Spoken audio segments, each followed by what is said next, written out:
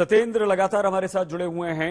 सत्येंद्र, सीधे सीधे देश के प्रधानमंत्री के काफिले को रोकना और वो जिस राज्य में रुकता है पंजाब में, यानी कि पंजाब सरकार, वहां की इंटेलिजेंस, वहां की पुलिस, यही जिम्मेदार मानी जाएगी।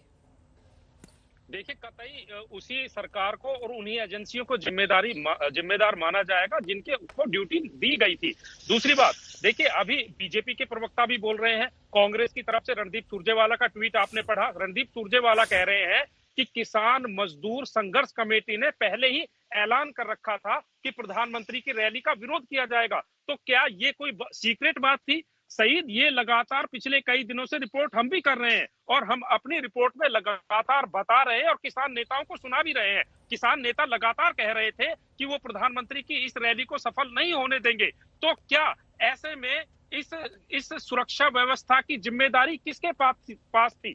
अगर ये बात अचानक हो जाती कि किसानों के विरोध प्रदर्शन का सरकार को पता नहीं था तो बात समझ में भी आती। अब रणदीप सुरजेवाला खुद कह रहे हैं कि उन्हें सरकार को जानकारी थी कि किसान मजदूर संघर्ष कमेटी ने ऐलान कर रखा है। जब ऐलान तय था तो प्रधानमंत्री की सुरक्षा व्यवस्था में पंजाब सरकार ने 10,000 कर्मी लगाने का दावा किया है और ये दावा झूठा नहीं है। देखिए, हम ग्राउंड पर मौजूद हैं, सब चीज हमने देखी है, सुरक्षा व्यवस्था भी थी। लेकिन क्या अगर प्रधानमंत्री हुसैनी वाला जाते हैं और हुसैनी वाला से वापस रैली स्थल पर आते हैं तो उसकी सुरक्षा करना क्या राज्य सरकार का जिम्मे नहीं है?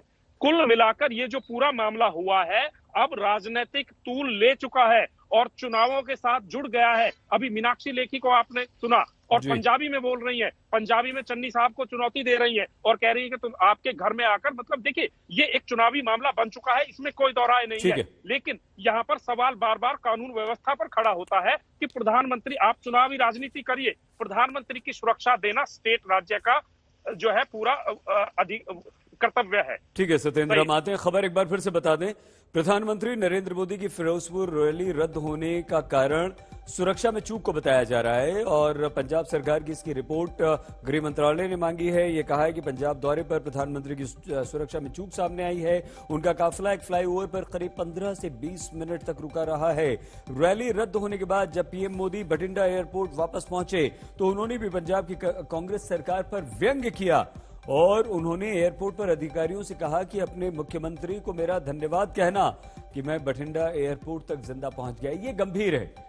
अगर प्रधानमंत्री इस तरह की बात कहते हैं तो इसे बहुत गंभीरता से लिया जाना चाहिए और 15 से 20 मिनट तक अगर प्रधानमंत्री नरेंद्र मोदी का काफिला, उनकी कार रुकी रहती है, उसे रोक लिया जाता है तो आप कैसे ये मान सकते हैं कि सुरक्षा व्यवस्था वहां पर कड़ी थी? 10,000 पुलिसकर्मी क्या कर रहे थे? इंटेलिजेंस क्या कर रही थी?